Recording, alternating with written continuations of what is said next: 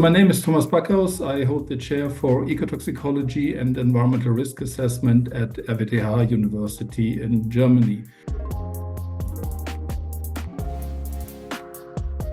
Well, there is no such thing as an exposure to a single chemical. We are using products that are containing different chemicals. We're using different products. We are drinking water. We are eating food. We are inhaling air. We are living in a built environment. And in all those products and building materials, there are different chemicals that are used for very different purposes, from dyes to preservatives. We are also exposing ourselves deliberately to certain chemicals as soon as we're taking medicine, for example, because there are health benefits to that. And all these activities together lead to an exposure to very complex cocktails of chemicals from all different sources, and we're exposed to them depending on how our daily life and our daily day actually looks like. It's not only worrisome or troublesome when it comes to human health, but also to environmental organisms, to whole ecosystems. They are also exposed to chemical mixtures. Those issues go hand in hand because everything that is in the environment comes back to humans. We are exposed via the environment, via the air that we breathe and the water that we drink. So those two issues are very much interconnected.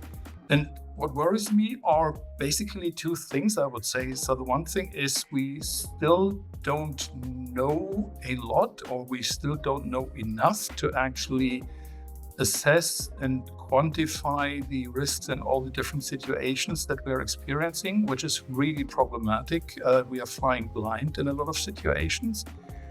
And the other thing is that in those situations where we have been looking at the exposure, where we have a better feel for what's going on, we see that the total exposure levels are usually exceeding a value that we know is safe.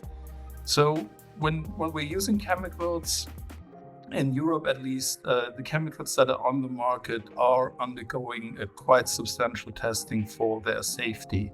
But that safety is focusing on proving the safety or the safe use for those chemicals, for those products. But again, the problem is that we're not just using one product, and we're not just exposed to one chemical. It's all of them together.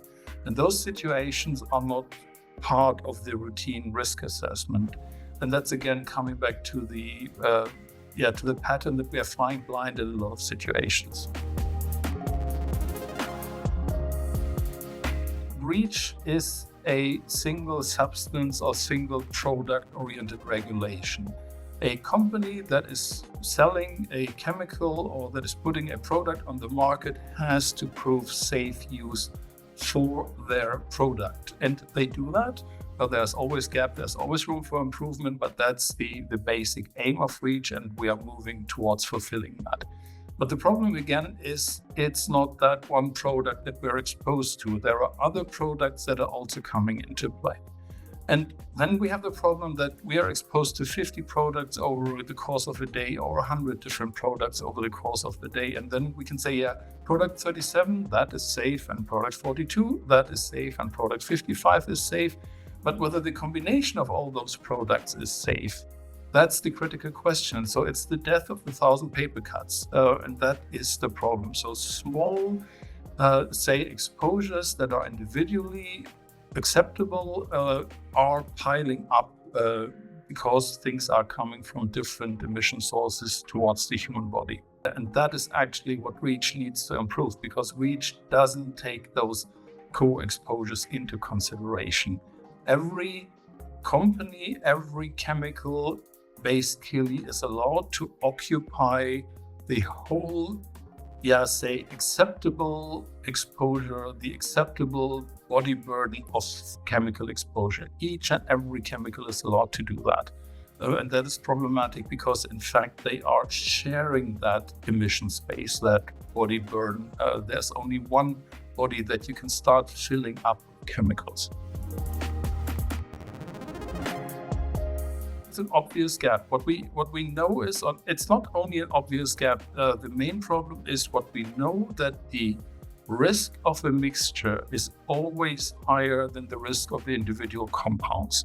There are some exceptions to that rule, but as a rule of thumb, that is what is happening. Small exposures, small concentrations are adding up. And that is a situation that is just not considered. So that's why we actually need to start to improve that. It's an obvious gap in the regulation. That doesn't mean that in every situation we always have a huge risk of the mixtures, but it certainly means we have to take a closer look and we have to evaluate those situations, because right now we are basically completely ignoring reality. So the idea with that MUF, with that additional safety factor within REACH, is to basically provide a buffer that protects people against unacceptably high chemical exposures. If from a scientific perspective, we always would want to deliberately analyze and investigate each and every mixture that people or the environment are exposed to. But there are just too many, so we can't do that. We need something that is pragmatic, that we can actually implement now in order to ensure safe use, not only from a single chemical perspective, but also from the perspective of complex chemical exposures, because that's the real world that we are living in.